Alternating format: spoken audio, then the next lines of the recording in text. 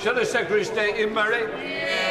Thank you very much, Mr. Speaker. Regardless of what the Chancellor announces today, we're in the highest taxing-raising Parliament in history, and this is a consequence of the Minister's government's failure over 14 years. Ordinary hard-working Scots did not cause this economic crisis. The government did, but they are being made to pay for it.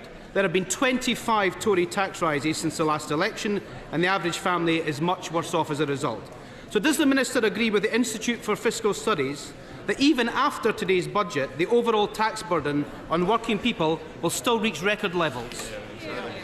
Mr. Speaker, well, clearly I'm not going to speculate on what the Chancellor will be announcing shortly, but I would just remind the honourable gentleman that 2.4 million workers in Scotland have benefited from £340 going back into their pockets thanks to the changes to national insurance which have already been announced. In relation to his wider points about the tax burden, we should not forget that the reason why, as a consequence of the huge interventions the government made to support workers and families and communities and businesses during the pandemic, and we're having to repay that. But that saved jobs and saved many businesses from going under during the COVID pandemic. Ian Murray.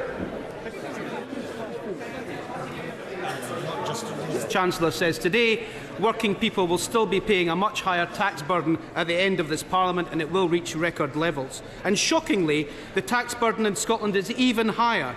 Anyone in Scotland earning more than £29,000 per year is paying more tax after the SNP voted for yet another income tax rise on working people. That means we're in the absurd position in Scotland of the SNP raising taxes on nurses and teachers whilst opposing Labour's plan for an extended windfall tax on the oil and gas giants.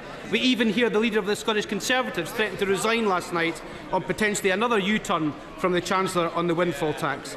So doesn't the Minister accept that the best thing to happen now would be for this circus to be brought to an end and for the Prime Minister to call the election? As I said to the honourable gentleman earlier, I'm not going to speculate on the contents of the budget, but when the election comes, Mr. Speaker, the voters of Scotland will have a very clear choice: a party that's going to stand up for Scotland's place within a strong United Kingdom, or the Scottish National Party which wants another referendum. I'm unclear what the Labour Party has to offer.